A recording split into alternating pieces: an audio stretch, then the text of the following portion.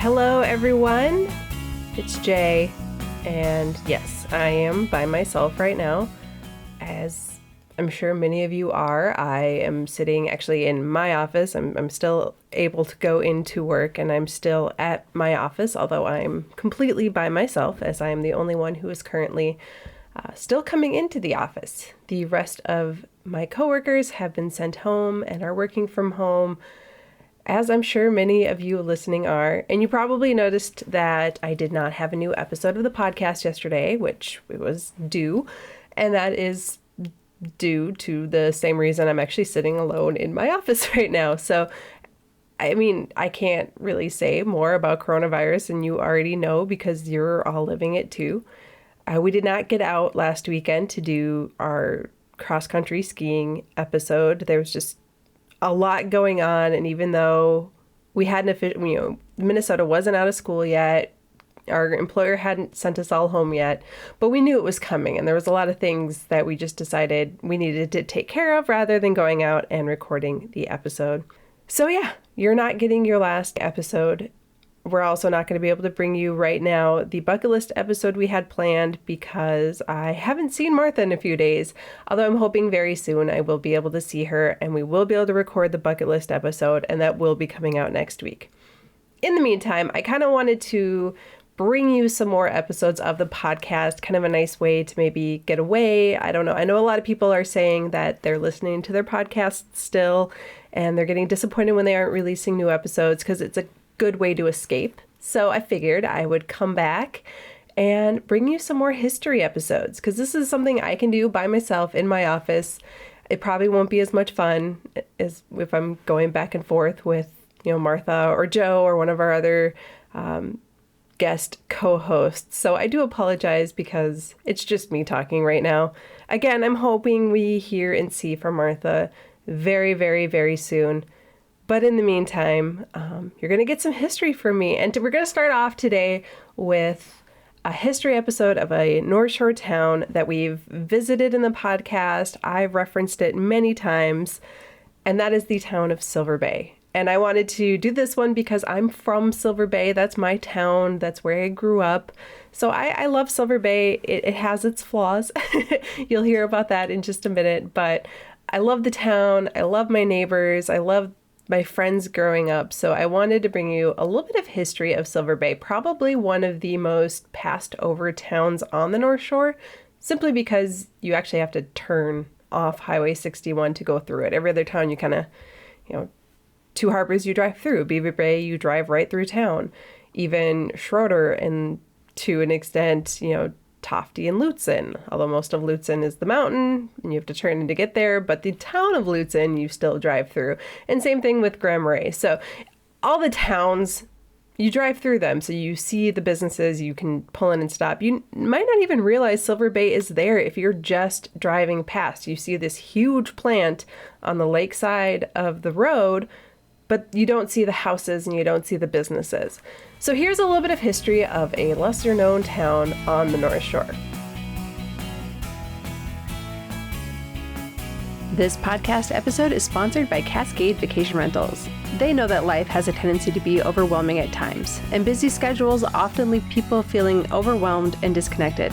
That's why they're here, to offer you the space and opportunity to reconnect to what's important. Cascade Vacation Rentals has one of the largest selections of privately owned vacation rental homes and cabins on Minnesota's North Shore of Lake Superior, from Duluth to the Canadian border. Their team is there to help you and your family or small group enjoy a vacation you'll remember for years to come. Visit them online at www.cascadevacationrentals.com. And don't forget to use promo code PODCAST for the largest % off discount available at any given time.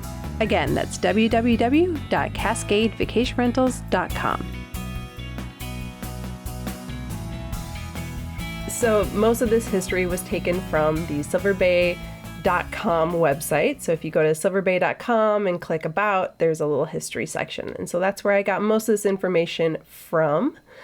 So in 1945, Reserve Mining Company through the Northern Land Company and Lake Superior Land Company, which, by the way, another fascinating history story I will plan to bring you someday soon, those two land companies. Anyway, they started acquiring, Reserve did, started acquiring the land northeast of Beaver Bay. The land was paid for in cash, and there was an attempt to keep the acquisition pretty secret. Supposedly, it was to not drive up land prices nearby, although I do have a suspicion, too, that they didn't want to make their plans known in case there was some local opposition to the building of a taconite plant, which is what eventually went there. The initial rumors were that a large resort was coming to the area, but in 1946, it became very clear that this was not a purchase that was going to be used as a resort, because Reserve Mining started to flag out and build their processing plant. The Reserve Mining Company obtained the necessary state and federal permits to begin construction on the taconite processing plant in 1947. However, the clearing of the land actually didn't begin until 1951, and then construction would virtually happen night and day as they just rushed to get this huge project built. It was finally completed in October of 1955. Now, houses in the town were originally limited. They were just kind of expecting like young single men to come up and work in the plant, and they weren't really expecting a lot of people with families. So initially, the houses were limited to just people working in senior positions in the plant. The company then built a barrack-style housing with dormitories and a cafeteria, and that's where most of the workers would live. This is actually now, I used to think that area was the old apartment buildings that if you pull into town and you drive up Banks, if you know Silver Bay at all, and there's two main roads that kind of go up inland from town. So Outer Drive is where you come if you just turn at the lights and you drive straight up, you're on Outer Drive. But if you go a block inland, basically you're on Banks. So at that point, if you were to take that road, you would see these kind of pastel-y greenish. They were really ugly. They're horrible, like these metal pastel gross colored apartment buildings. I used to think that was them, but it turns out the dormitory housing is now where the office complex is located back on Highway 61. Those apartments were built later, partially actually to house the teachers that they were bringing in. So I'll get to that in a minute. But if you're trying to visualize Silver Bay and visualize where this barrack style housing was, it was where the offices are, not those apartments. They also built a trailer court for those coming with families, which they quickly realized they couldn't just have these barrack styles because people were showing up with families and other people were coming to support the town as teachers and shop owners and things like that. So they realized quickly they needed more than just the apartments and the dormitories. They needed actual houses. So they started building the trailer court, and then they also started building the houses. And it's kind of interesting, if you drive through Silver Bay today, you can still tell the different phases of the houses being built. Another interesting thing is that the streets in Silver Bay are alphabetized. So if you start at the bottom of town, closer to Highway 61, you're in the A's, and then there's another kind of cluster of streets that are the B's, and next to that you have the C's, and then further up the D's, and then the E, F, and G's. That's kind of the original part of town. If you want to take a drive around and see this for yourself, you'll notice that those houses are all basically the same layout. I think there were 3 that they were going with, and they just sort of alternated them. This is based on me being inside of several homes in the Silver Bay area growing up, living in one. My parents now live in a different one that has a different layout than our first one. And just going into everybody's houses, they're all basically the same. They just sort of rotated them and then moved like where the kitchen and the living room are. That's it. Like everybody lived in the same house. It was very interesting. So anyway, originally houses were very limited though. Only the seniors had them, kind of the senior executives and managers and things like that. And during this time, the town was known as the Beaver Bay Housing Project. But then on May 1st, 1954, the town was officially named Silver Bay, and one of the first houses built in town actually became the post office. And then Silver Bay was issued its own mail canceling stamp, thus officially becoming a town. 1956 was another banner year for Silver Bay. The last of the 6 original pelletizing machines was fired up in February, and the first shipment of pellets went out on the C.L. Austin ship in April. In March of that year, Compton Elementary School was opened in order to alleviate the burden on Beaver Bay School, which was just this tiny 2-room schoolhouse that was completely overflowing with kids at this point. Compton School would later close down and become the Veterans Home. So if you know where the Veterans Home is, that's where the original elementary school was. Then, after the $350 million investment, the Reserve Mining Company plant was officially dedicated on September 3rd of 1956. Then, in October 16th, Silver Bay voted to incorporate with a mayor-council form of government. So at that point, the plant is up and running. There's people, there's a school, there's shops opening up. The plant is fully up and running, and they now have a mayor. Big year for Silver Bay. 1958 was another big year when William Kelly High School, which was named after Reserve Mining's first president, was opened. And before then, and if you listen to the Ghost Town episode of this kind of crosses into that a little bit. Before that time, Silver Bay students were bused 28 miles down to two harbors. Now, if you remember Mineral Center and Forest Center, those towns would actually bus their kids and they would dorm in Ely because that was closer. But when Silver Bay opened their school, then not only were the Silver Bay students able to go there, but these little tiny towns that had kind of popped up in the area, they were also able to send their kids to a closer school. So Silver Bay kids now had their own high school, their own elementary school. Things were looking pretty good. 1958 was also the year that Reserve Mining sold its downtown strip mall to private owners. So before then, the entire town was completely owned by the company run. It was a company town in every single way you could think of. But at that point, new owners were coming in. Things were kind of expanding out past the plant. They were trying to really grow Silver Bay as a town. In fact, the Duluth News-Tribune once stated that the Silver Bay Shopping Center was, and this is a quote here, expected to be the largest on the North Shore north of Duluth. So if you've been into Silver Bay, you know that this did not end up becoming true. And we'll kind of get into why. Silver Bay Strip Mall never became much more than like a 6, 7, maybe 8 like store strip mall.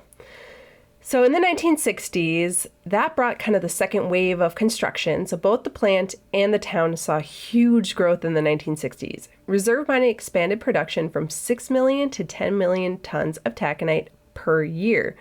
And with that expansion came about 400 new jobs. So this brought more houses, more stores, and then they also opened up the Murray McDonald Elementary School to accommodate the growing number of kids. In 1964, Rocky Taconite, which, of course, we've had that episode not too long ago, the history of the statues of the North Shore. We told you all about Rocky. Well, he was installed and came to symbolize Silver Bay as the, quote, taconite capital of the world. Things were going really, really good for Silver Bay at this point. The population soared to almost 3,000 people, if not at one point over 3,000. But that's kind of where things started to fall into troubled times. For years, Reserve Mining was coming under increased pressure to stop dumping its waste rocks, like the taconite tailings, into Lake Superior. On February 17, 1972, the U.S. Justice Department filed a lawsuit against Reserve for violating the Rivers and Harbors Act of 1899, which prohibited the dumping of harmful materials into interstate waters. Exploring the North Shore is sponsored by The Big Lake. The Big Lake is an approachable art gallery and gift shop located in the beautiful harbor town of Grand Marais, Minnesota, as well as online at thebigLakeLife.com. The Big Lake provides a beautifully curated and fun shopping experience to complement your North Shore adventures with artists and products that reflect the culture, values, allure, and lifestyle of the North Shore. Shop online at www.thebigLakeLife.com and use promo code EXPLORE for 15% off your first online order. For 5 years, the trial just kind of dragged on, leaving everybody in Silver Bay wondering if they would continue to have their homes and their jobs or if their entire industry was going to be shut down.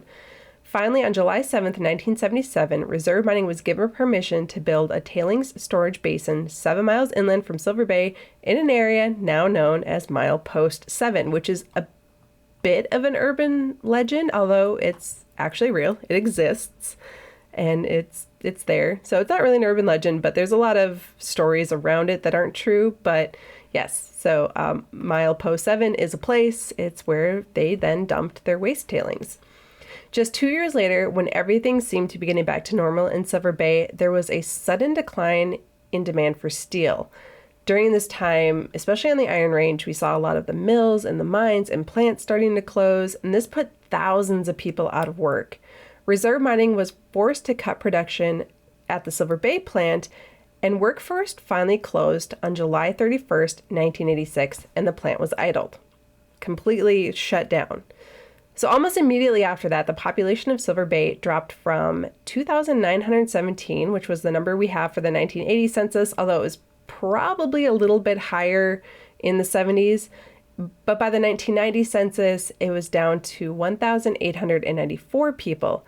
It was likely much lower than that in the 1980s, although the actual number is not known since there was no census done in 85. For 3 years, Silver Bay just kind of sat around and they waited for something to happen. The plant just sat there kind of wasting away. People started moving out in mass numbers. Houses were basically abandoned. I remember a story once that somebody told me, actually when I was living in Minneapolis and working down there, they're like, oh, we know Silver Bay. At some point, I think it was in 1980, like the mid 80s, I don't remember the exact, I want to say it was like 1987. This family was just driving north and they happened to see Silver Bay and noticed for sale signs on every single house. And they're like, well, what's going on here? And they contacted the realtor. And the realtor was like, well, yeah, we can basically sell you any house you want for $10,000.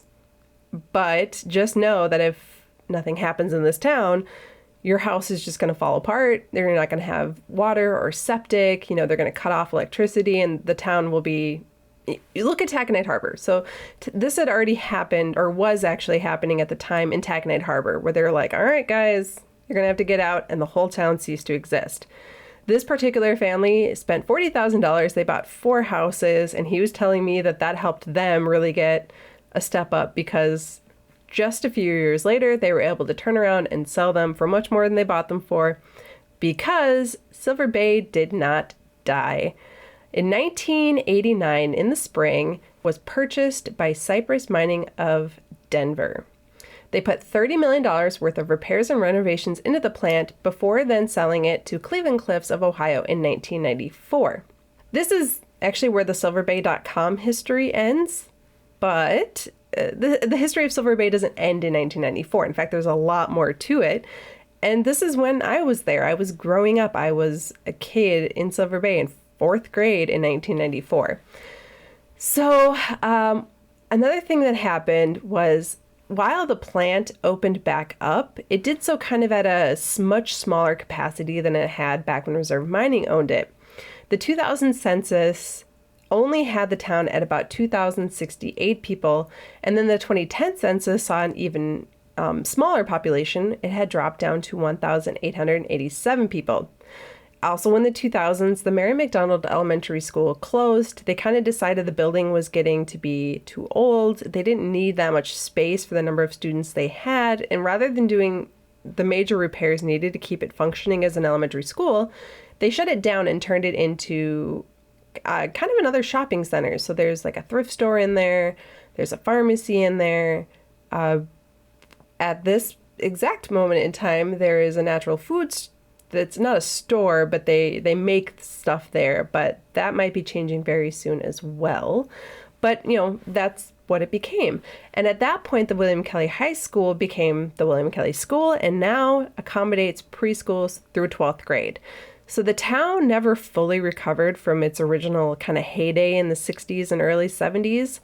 And then 2016 saw another wave of lost jobs and worry for Silver Bay when the plant idled for 6 months. So this time I was living up in Grand Marais, and I remember it very clearly. People were really concerned again. My dad was the pharmacist in Silver Bay, the only pharmacist in Silver Bay for many, there's only one pharmacist in Silver Bay. Still, it's not my dad anymore because he retired in July of 2019. But he was even thinking, okay, I might lose my job. This town might not be able to support a pharmacist. and they started looking at other positions. So, I mean, this was kind of a big, serious time for Silver Bay history. Luckily, they were able to reopen again after the 6 months. But even with the plant going, there's always kind of that looming threat, I think, at that point on the longevity of mining and whether or not it could happen again. Again, look at Taconite Harbor. That never recovered to the point where the town isn't there anymore. The plant's pretty much completely shut down, and everybody who used to work there is gone. They're somewhere else. Only time will tell at this point what Silver Bay will look like, 10 years from now, 5 years from now even. They went from a small booming city to virtually a ghost town in just 2 years in late 80s, and then, came back to a point, although it's still not quite as much. There may be some light at the end of the tunnel for Silver Bay, however. Recent expansions of Black Beach, which is it's actually a beach that was created from the tailings that taconite or that reserve mining used to dump into the Lake Superior. Don't worry, it's not toxic. It's a perfectly safe beach, but they opened it up to the public, and they're did a groundbreaking just last year in 2019 for the Black Beach campground. So pretty soon Silver Bay is going to start seeing a little more tourism, which they hadn't really had before. Last year also saw the creation and the opening of the North Shore Adventure Park right there along Highway 61, which we have covered in the podcast in the past.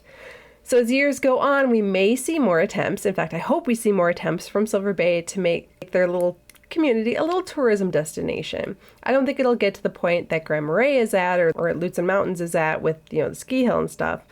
But they're trying, the Black Beach Campground, North Shore Adventure Park. There are also, restaurants in town. There's the Northwoods Family Grill, Jamie's Pizza. They do have some stores. Our little local grocery store, Zups, is by itself this kind of hilarious attraction that I've found out people actually will pull into Silver Bay to go grocery shopping at Zups just so they can say they've gone grocery shopping at Zups. But yeah, so there's stuff going on for the town. They're kind of getting to the point where they can stop relying on mining a little bit, although I think they're always, the plant is always going to be the biggest employer in town. And they're always going to be a little bit reliant on that. But I think now they're kind of setting the stones in place so that if it has to idle again for any period of time, they'll be fine. They'll be able to kind of reallocate what people are doing and where they're going. There's enough nature and history and other things in the area now that they can do that. Tetagooch State Park is really close by. They have a really nice visitor center. It's pretty new, built just a few years ago. And so that's the sort of way that Silver Bay is really trying to capitalize not just on the iron ore aspect of their town, but also on the beautiful natural things that are there. So next time you're driving up the shore, take that left turn at those lights on Highway 61 and go check out Silver Bay. Again, it's really interesting just to drive around the town and kind of see where, okay, this is where the stuff was built in the 1950s. Those ugly apartment buildings were torn down and replaced with I think it's a assisted care facility now. And you can just drive around town and kind of see this evolution and see where in the 80s they built some more houses just before they shut down. And then after they picked back up in the 90s, they started building more houses. And then an entire neighborhood was kind of plopped into the, northern part of town in the 2000s. You can see all this, and it's really fascinating to drive around and see. So next time, swing in, check it out, maybe spend the night. American Inn is there. There's a few vacation rentals in the area, Cove Point and Beaver Bay. There's just options now. So that is the history today of Silver Bay. So thank you for tuning in, and I'm hoping to bring you a lot more of history and maybe some, news and updates. Of course, we're all in the same boat with this coronavirus shutdown. We're all just kind of sitting at home looking for something to do. So I'm hoping I can bring you a few more episodes in the next couple of weeks and keep you at least a little bit entertained and thinking about the North Shore, even if you can't come up to the North Shore right now. And then when you're able to again, we hope we see you back up here again very soon. We miss all of you. It's very, very strange being up here without people from other places coming to visit. It's always been really fun to run into people at stores and when you're out and about and learn where they're from and why they came here. And it's really sad that I can't do that right now. I didn't realize how big of a part of my life that was until it was gone, even for this very short period of time, because really I'm recording this on March 18th. I plan to release it on March 18th. So this is me talking today about that. So yeah, everybody, stay home, wash your hands, stay healthy, and I'll be back again very soon.